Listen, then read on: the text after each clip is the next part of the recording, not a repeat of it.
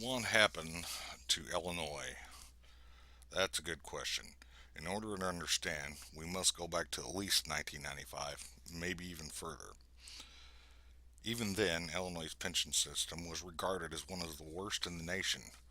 The political trickery that ignored the necessary spending cuts and tax hikes had added $45 billion to the shortfall. In 2011, lawmakers enacted massive tax hikes, 67% on individuals and 46% on corporations. In a 4 year period, Illinois collected an extra $32 billion in revenue. However, even with that extra revenue, lawmakers could only reduce their bills by $2 billion, and the amount owed to pensions increased by another $20 billion.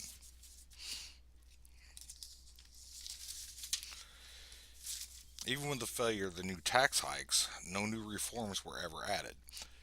During the 2011 to 2014 period, Illinois' credit rating was downgraded 5 times. Making matters worse, lawmakers had fully ignored their own constitutional mandate that requires a balanced budget. Illinois has not had a balanced budget since 2001.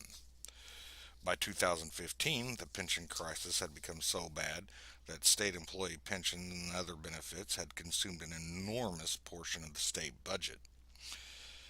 Here we are now in 2019, and Illinois has become the highest tax state in the nation, with a pension shortfall of roughly $250 billion.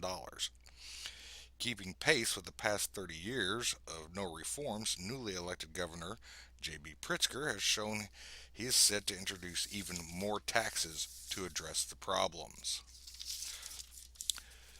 The situation in Illinois is so bad that from 1995 to 2014, Illinois had lost over 1 million residents.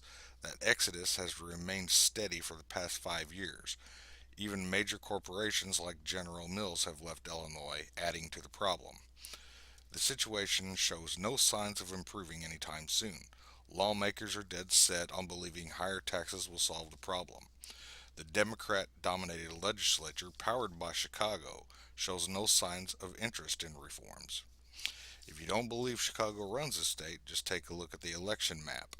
An overwhelming number of counties voted Republican, but Chicago is solidly Democrat, which is odd given the fact that Chicago's financial problems were caused by the very Democrats they elected. This favoritism and power of Cook County is the primary reason for the continuation of Illinois' budget woes. At least one Illinois lawmaker has introduced legislation that will split Illinois from Chicago, forming a separate state. The measure is supported by an ever increasing number of citizens. That proposal to split Illinois will almost certainly fail, however, as Speaker Mike Madigan has full control over which legislation makes it to the floor of the General Assembly. In my next presentation, I'll explain why Mike Madigan is the most dangerous man in Illinois and how he holds an entire state hostage. I hope you turn in for it.